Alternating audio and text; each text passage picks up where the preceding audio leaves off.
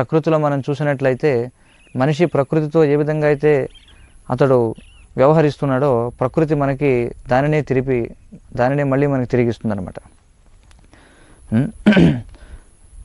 మన యొక్క శరీరం అనేది పంచభూతాలతో తయారైంది. ఇది అందరికీ తెలిసినటువంటి విషయమే. భూమి, నీరు, వాయువు, ఆకాశం, అగ్ని.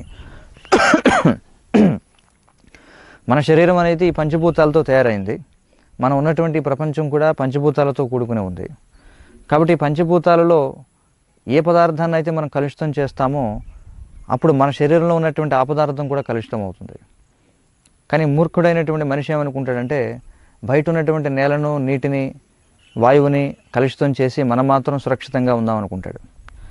కానీ మనిషి మర్చిపోయేది ఏమిటంటే మన యొక్క శరీరం అనేది ఎప్పటికప్పుడు మన శరీరంలో ఉన్నటువంటి కణాలన్నీ కూడా మారిపోతూ ఉంటాయి.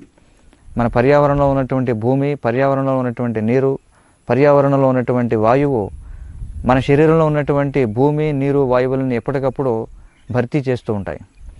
కాబట్టి మనం మన చుట్టూ ఉన్నటువంటి భూమిని, నీటిని, వాయువుని కలుషితం చేసినట్లయితే ఆనతి కాలంలోనే మనల్ని మనం కూడా కలుషితం చేసుకునేటువంటి వాళ్ళు అవుతాం. అందుచేత ఇది చాలా స్థూలమైనటువంటి ఉదాహరణ. మనం ఏ విధంగా వ్యవహరిస్తామో మళ్ళీ అదే మనకి తిరిగి వస్తుంది. ఎందుకంటే మనకి ఆధునిక సైంటిస్టులు కూడా అంగీకరించేటువంటి విషయం, energy can be neither created nor destroyed.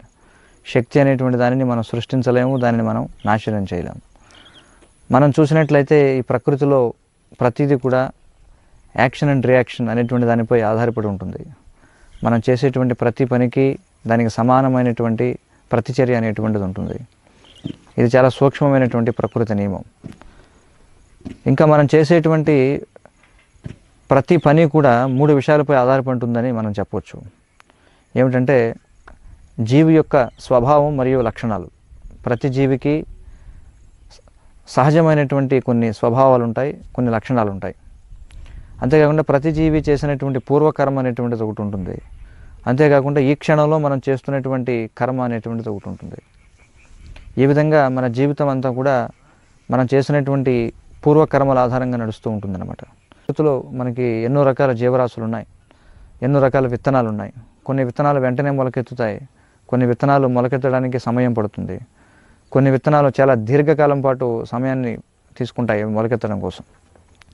అదేవిధంగా మనం చేసేటువంటి పనులు కూడా మనం చేసినటువంటి కొన్ని పనులకు వెంటనే ఫలితం వస్తుంది, కొన్ని పనులకు సమయం పడుతుంది, కొన్ని పనులు చాలా దీర్ఘమైనటువంటి సమయం పడుతుంది.